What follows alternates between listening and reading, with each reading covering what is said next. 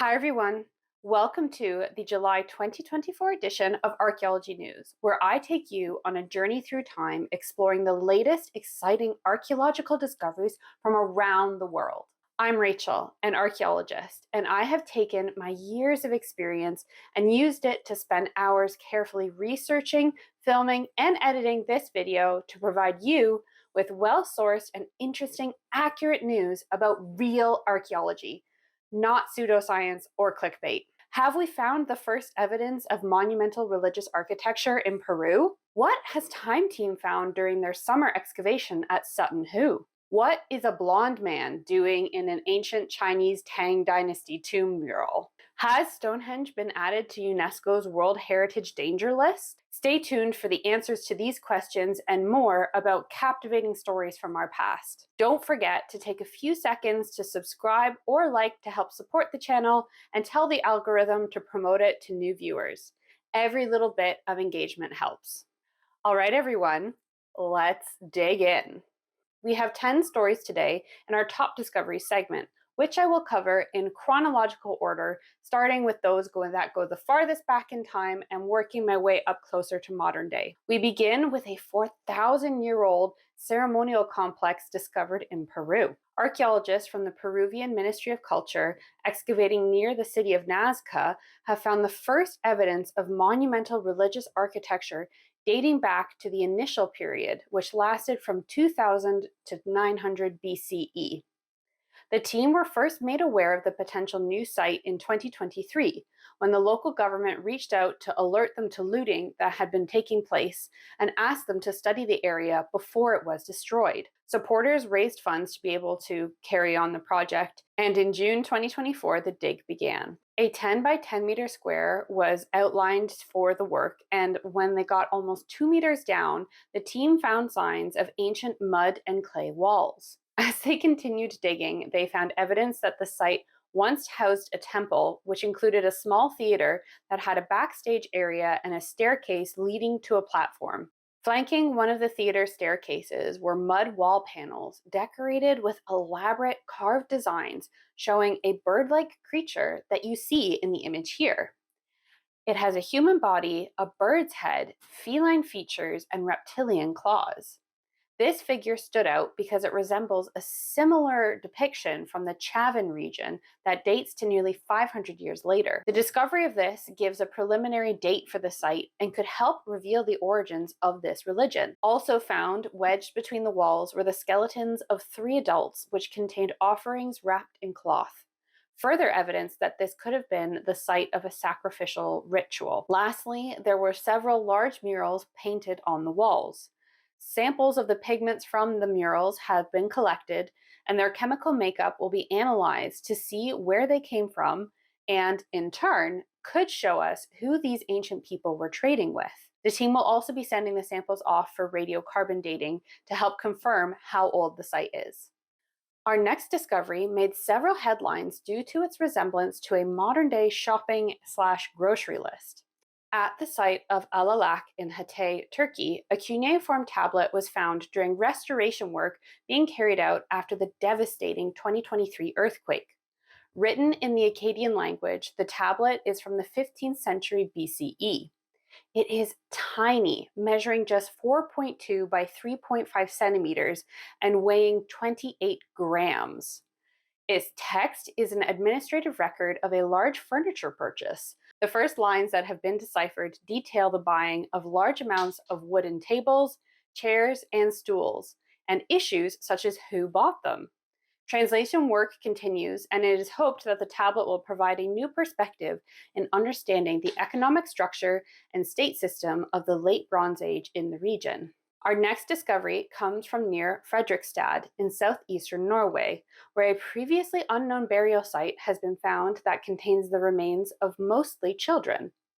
Their ages at death range from infancy to 6 years old, and their partially burnt bones were buried directly beneath stone circles in exquisitely crafted ceramic pots. Dating revealed that nearly all of the children had been buried during Norway's Bronze and Iron Ages between 800 and 400 BCE. This tells us that the site was used over a long period, so they couldn't have all died in the same natural disaster or outbreak of disease. The painstakingly built stone circles were found in 2023 only 5 to 10 centimeters below the surface while excavating a rural field close to a Stone Age settlement. The circles were all between 1 and 2 meters in diameter and either perfectly round or oval shaped. Some had larger stones placed on the middle or on their edges. The amount of bones recovered was minimal in many cases, between 0.1 and 240 grams per tomb, which presented a considerable challenge for the archaeologists and osteologists involved in the study in terms of identifying and analyzing the specimens. The site has sparked interest not only because of its rarity, as it is the first of its kind found in Europe, but also for its emotional implications as a primarily children's cemetery. It's been a while since we've featured anything from Egypt, so I'm happy to report that in July, the Egyptian Supreme Council of Antiquities announced the discovery of 63 mud brick tombs at the Tel El Dir necropolis in New Damietta. The tombs are thought to date to the late period, which lasted from 664 to 332 BCE. Especially interesting is a huge tomb containing burials of people who appear to have been of high social class. How do we know that? Well, inside we found a collection of gold foil artifacts. Other finds from the project include a pottery vessel containing dozens of bronze coins from the later Ptolemaic era, as well as local and imported ceramics. This shows that ancient Damietta was a center of foreign trade during various historical eras. Next, we journey to the state of Quintana Roo in Mexico, where construction works for a road in Section 7 of the Mayan Train have uncovered 7 elite structures near the site of Cojonlich, a large Maya polity that served as a regional center along the trade routes through the southern Yucatan. The site was first occupied in 200 BCE, and the majority of its monuments were built a little bit later between 250 and 600 CE during what's known as the Early Classic period. This new discovery was made on the periphery of the site. The structures that have been found belong to the Peten style, a distinct type of Maya architecture and inscription. They are thought to be elite homesteads of a domestic nature that were used for agricultural activities. Most have a rectangular plan and vaulted rooms adorned with decorative Peten elements.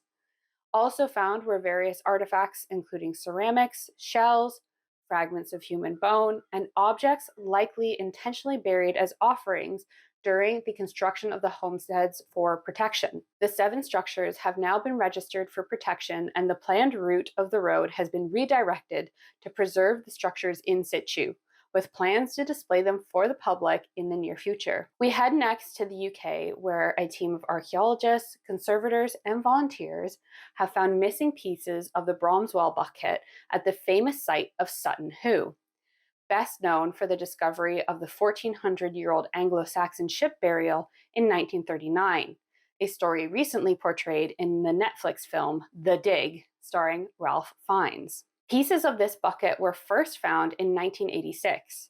Made of copper alloy and decorated with a North African hunting scene and a Greek inscription that reads, "Use this in good health, Master Count, for many happy years." The vessel is thought to have been made in southern Turkey 1500 years ago, predating the burial mounds at the site by 100 years. The inscription suggests it may have been a diplomatic gift from the Byzantine Empire. The new fragments were found in late June during excavation and metal detecting work. X-ray fluorescence, a technique that determines which elements are present in an object to create a unique elemental fingerprint for them, confirmed that the new pieces found were part of the bucket. This has led the team to conclude that the bucket had been previously damaged and then repaired. The 2024 dig is part of a longer-term project between Time Team, FAS Heritage, and the National Trust. This particular discovery is just one of several that were made at Sutton Hoo in summer 2024, with more to be revealed in a Time Team documentary special early next year, presented by Sir Tony Robinson. Time Team have also been documenting this unique investigation as it's unfolded, sharing regular updates on their YouTube and social media channels. All the finds will now be sent away for processing and cataloging before returning to Sutton at a later date. Going south to the region of Macerata in central Italy, archaeologists there have found a Roman brewery, the only one of its kind ever found on the Italian peninsula. This happened during the 30th field season at the site of Villa Magna. The uncovering of a brewery is an unusual find in Italy's winemaking heartland. It's thought that the brewery may have been linked to the ancient Gallic roots of the area, as Celtic tribes who occupied much of the region in the 4th century BCE were known for their beer consumption. The brewery used panic grass, a type of millet, as its raw material and dates to the 5th to 6th century CE. This timeline indicates a blend of cultural influences and traditions in the region over centuries and provides new insights into land management practices in Roman times. Now we go all the way to the city of Taiyuan in north central China, where workers doing maintenance on local roads in 2018 found a tomb adorned with murals. The excavation results by archaeologists have only just now been completed and released. The tomb features a brick chamber, entranceway, and corridor, and dates back to around 736 CE. At this time, under the Tang dynasty, the Chinese Empire reached its greatest territorial extent and became a cosmopolitan realm of luxury, highly developed in arts, letters, and commerce. Several of the most famous rulers of China date to this period, including the concubine-turned-empress Wu Zetian. Unlike their traditional dragon and heavenly palace motifs that we see at this time, what makes this find unique are that the wall murals show men and women engaged in everyday activities like stepping on and scooping rice, grinding grain, making noodles, and bathing. One particularly intriguing panel depicts what has been called a Westerner with blonde hair holding the reins of an Asian camel and several horses, a probable depiction of a Silk Road trader from Central Asia. The Tang dynasty's interactions with various cultures along the Silk Road is well documented, and this provides a vivid illustration of such encounters. Other panels likely show the tomb's occupants, a man in his 60s and his wife. The ceiling is adorned with mythical beasts, adding a touch of the fantastical to the otherwise realistic scenes. Our penultimate discovery for today brings us to the Istrian coast of Croatia, where underwater archaeologists have come across a remarkable find in a sunken 16th century ship. Rare bronze trumpets, originally made in the city of Leiden in the Netherlands and found in the cargo of a Dutch shipwreck, the team estimates there are over 10 trumpets in the assemblage. This is significant as globally, fewer than 10 16th century trumpets exist in known museums. This now means that Croatia will have the world's largest collection for this type of artifact. The fact that Leiden is the only place that made these also makes them even more unique. One of the most well-preserved trumpets has an inscription of the Latin name for Leiden, which is partially how we know where they came from. The ship's cargo also included beads and Northern European ceramic vessels. The shipwreck is being recorded with photogrammetry in order to create a digital model that will shorten diving time and allow for precise documentation, ultimately giving a complete picture of the site. The trumpets, after undergoing meticulous restoration, are expected to be displayed in Pula. Meanwhile, the ship's remains, including 3 cannons, will stay submerged to help protect them. Our last discovery for this month brings us to a hillside in Massachusetts where, nearly 250 years ago, hundreds of militiamen lined up and started firing towards retreating British troops, marking the first major battle in the American Revolutionary War. Now, 5 musket balls have been found near the North Bridge site in the Minuteman National Historical Park. They are the latest evidence to be connected to this historical firefight, an event later dubbed the shot heard round the world. Early analysis of the musket balls, which are gray and of various sizes ranging from a pea to a marble, indicates that they were from the militia, men who brought their own weapons and ammunition to the fight, some of which was imported, or others captured or purchased by a town or province. This is in direct contrast to the British, who by that time had standardized all of their ammunition. The fact that the musket balls were intact indicates that the fighters probably missed their mark.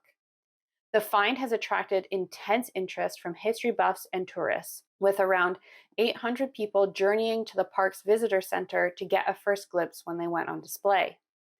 The interest has also prompted the National Park Service to keep the exact location of the find under wraps, hoping to dissuade treasure hunters with metal detectors. That's it for our top discoveries. Which one was your favorite? Let me know in the comments. If you enjoyed this segment, don't forget to like the video. Now we're going to move on to current news and events. First is the news that Pandora 8, an annual joint operation between customs and law enforcement authorities from over 25 countries that focuses on international art trafficking, has made 85 arrests and recovered more than 6,400 cultural goods. According to Interpol, the operation involved several thousand checks at airports, ports, border crossings, auction houses, museums, private residences, as well as online checks. Key recoveries included Spanish and Ukrainian authorities recovering 11 gold items worth over $65 million linked to money laundering and illicit trafficking of Scythian cultural artifacts, the seizure of a private collection in Cordoba of 350 objects, including lithic, ceramic, and metal pieces from various archaeological periods, and recovery of a stolen wooden statue of St. Bartholomew by the Czech National Police. Criminal and administrative cases are still ongoing, with more arrests and seizures expected. Next up, June's Archaeology News featured the story that due to plans to build a road tunnel near the site of Stonehenge, UNESCO was looking at placing the prehistoric site on its World Heritage Danger List. UNESCO has now announced that this decision will be delayed for 2 years until July 2026, a decision that I suspect has something to do with the fact that the new British Labour government has announced that several planned infrastructure projects, including the A303 tunnel, will be shelved for the foreseeable future to accommodate for budget deficits. So it looks like this ongoing saga is resolved for now. Lastly, I couldn't resist including the rebranding of the Museum of London, which has officially changed its name to London Museum, along with launching a new website and logo, which is a white clay pigeon and gold poo splat. No, I am not kidding. The pigeon was chosen to symbolize the brand as an impartial and humble observer of London life, the museum said. It hopes that over time, people will come to recognize the pigeon and splat as signifiers of the London Museum. Director Sharon Ament said, "A good logo gets people talking," and it certainly has done that. I'm not going to pretend to understand this particular part of the rebrand. Personally, it's not for me. The rebrand and design was led by Uncommon Creative Studio and involved a consultation with 500 Londoners and tourists. The museum's new website also underwent a complete redesign. It now uses AI to help digitize and standardize data for the museum's 7 million objects, as well as to create alt text for the 130,000 object images in its online catalog, making them accessible to users with screen readers. That's the end of current news and events. What do you think of the new London Museum logo? Let me know in the comments. We have one story left today in our entertainment segment. Famous Hollywood director Martin Scorsese is set to direct a documentary film in Sicily about ancient shipwrecks in the Mediterranean Sea. It will focus on the research of U.S. archaeologist Lisa Briggs, a specialist in terrestrial and underwater archaeology, and the use of scientific tools, including DNA analysis, on artifacts recovered from ancient shipwreck sites, the aim of which is to help reconstruct the stories of ships, sailors, cargoes, and maritime trade in the ancient world. Shooting is planned to commence this summer and will feature Sicilian terrestrial and underwater locations, including the Strait of Sicily, various archaeological parks, the caves of Cusa, the tiny island of Pantelleria, a historic tuna fishery, the ancient Phoenician colony of Mozia, and the medieval village of Erice and Polizzi Generosa, where Scorsese's grandparents originally came from. Sounds like it will be a really interesting documentary. I'll keep an eye out to see where it ends up, and then watch and review it on the channel in future. All right, everyone, time to hang up our trowels for today. That's everything for the July 2024 edition of Archaeology News. Did you like this video? Is there anything important that I missed? Don't forget to comment, like the video, or subscribe to the channel before you leave. If you're feeling extra generous, you can give me a super thanks, a Ko-fi donation, or visit my Redbubble shop and get a sticker, t-shirt, hat, or mug with your favorite archaeology slogan. All of the materials have been designed by myself. Taking a few seconds to support me in any way you can helps grow the channel and promotes quality heritage content that is well sourced, researched, and presented by someone who is an expert in this subject. It shows the algorithm that people are interested in real archaeology. Thank you so much for watching. Stay curious, and I hope to see you on my next adventure into the world of archaeology.